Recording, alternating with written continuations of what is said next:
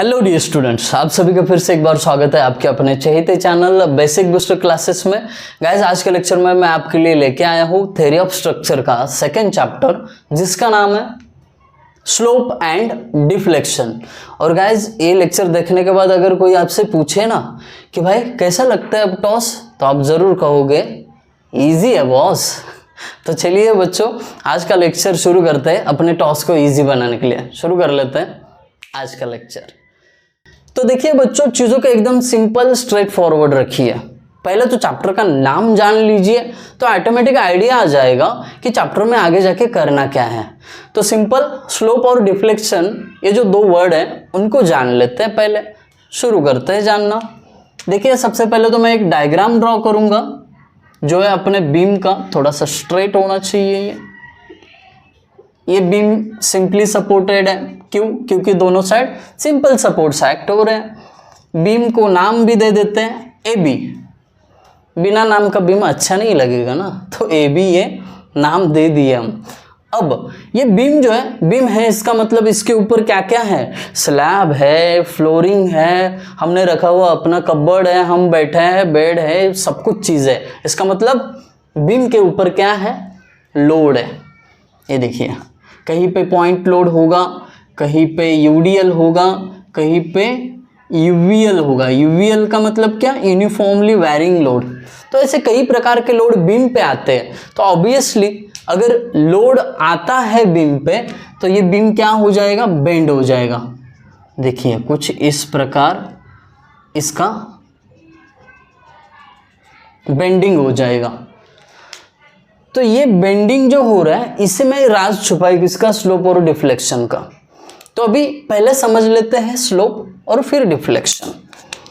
Slope, ये जो slope है ना, इसको डिनोट करने के लिए दो चीज़ें यूज़ की जाती है। एक तो थीटा, नहीं तो dy/dx। इतना सिंपल है।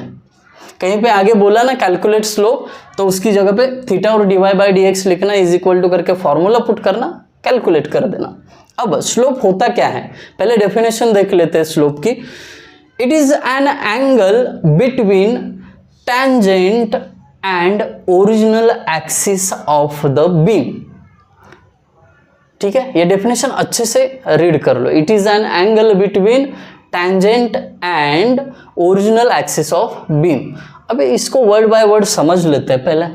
ये देखिए, टेंजेंट किसको बोलते हैं? अगर कोई कर्व सरफेस है और उसके एक हाथ पॉइंट से आपने लाइन निकाला तो उसको टेंजेंट बोलते हैं। तो यहाँ पे हमें ये जो एक्सिस है बीम का बेंड हुआ वो दिख रहा है, उसके एक पॉइंट से क्या करूँगा मैं? एक टेंजेंट निकालूंगा। ठीक है, यहाँ पे नहीं तो चलो यहाँ पे निकाल देता हूँ। अब इसमें से अगर मैं टेंजेंट निकाल देता हूँ तो कुछ इस प्रकार रहेगा ना। ठीक है, इसको ब्लू पेन से दिखाता हूँ मैं।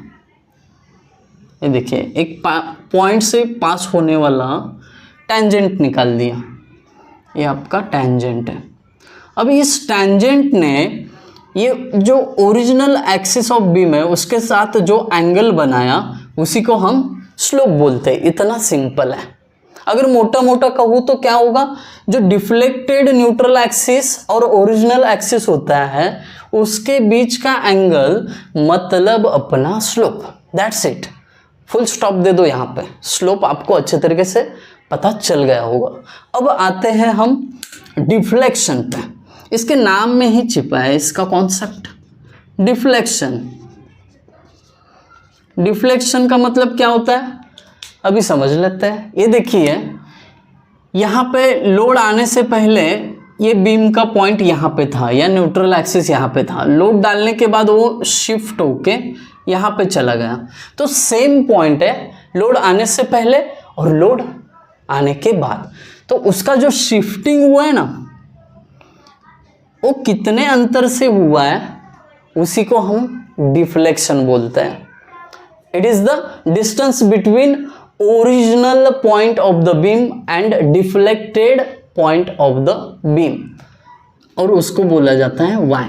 ये जो डिफ्लेक्शन है ना, इसको दिखाने के लिए वाई ये लेटर यूज किया जाता है। तो ये हो गया अपना डिफ्लेक्शन। आई होप सबको समझ में आया होगा। अब ये डिफ्लेक्शन आप किसी भी पॉइंट पे निकाल सकते हो। आप यहाँ पे चाहते हो तो यहाँ से एक वर्टिकल लाइन ड्रॉ कीजिए, कितना डिफ्लेक्शन हुआ है पता चल जाएगा। उसी पॉइंट का लोड आने के बाद क्या पोजीशन है, वो दोनों के बीच का डिस्टेंस मतलब डिफ्लेक्शन। ओके, अब स्लोप और डिफ्लेक्शन दोनों चीज़ें जान लिया आप। अब इस चैप्टर में आगे जाके ना आपको स्लोप और डिफ्लेक्शन ये दो ही चीज़ें निकालनी है बीम के ऊपर। अब ये निकालने के लिए आपके पास दो तरीके हैं, एक आप स्टैंडर्ड फॉर्मूलीज का यूज़ कर सकते हो और दूसरा एक मैक्लाउज नाम का मेथड है, मैक्लाउज मेथड। ये दो मेथड है किसके, स्लोप और डिफ्लेक्शन कैलकुलेट करने के। तो सबसे पहले तो हम शुरू करेंगे स्टैंडर्ड फॉर्मूलीज के साथ। स्टैंडर्ड फॉर्मूली कुछ फॉर्मूलीज दिए रहेंगे, जैसे कि अगर आपका बीम, पहला केस मैं बता देता हूँ, आपका बीम सिंपली सपोर्टेड है और इसके मिडल पे पॉइंट लोड W लग रहा है, तो इस बीम का आपको स्लोप और डिफ्लेक्शन निकालना है, तो उसके स्टैंडर्ड फॉर्मूलीज रहेंगे, ठीक है, और उसका यूज़ करके स्लोप और डिफ्लेक्शन निकाल लेना है। दैट्स इट, इतना इजी है। तो देखिए बच्चों, आपके लिए मैंने एक फॉर्मूला का चार्ट बनाया, यहाँ पे मैं डिस्प्ले कर रहा हूँ।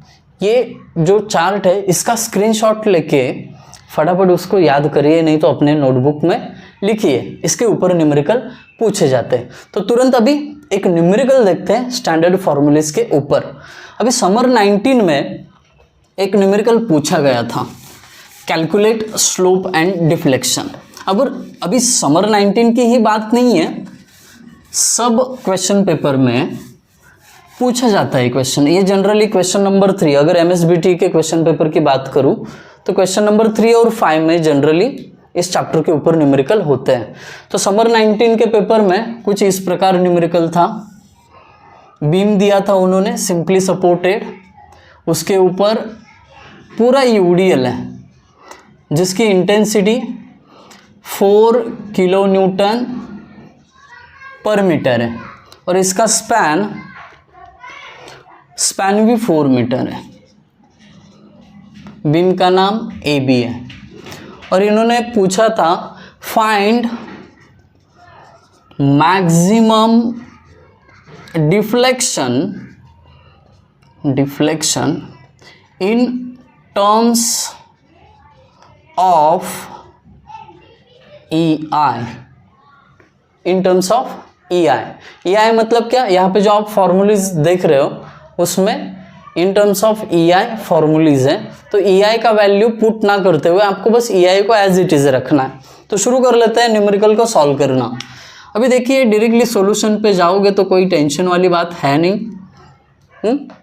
इसमें क्या पूछा है, बस डिफ्लेक्शन पूछा है, स्लोप नहीं पूछा है।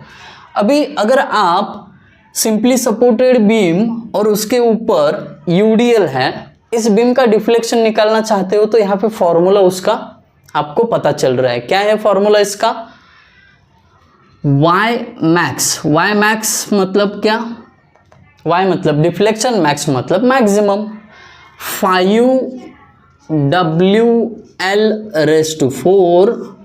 Upon 384 EI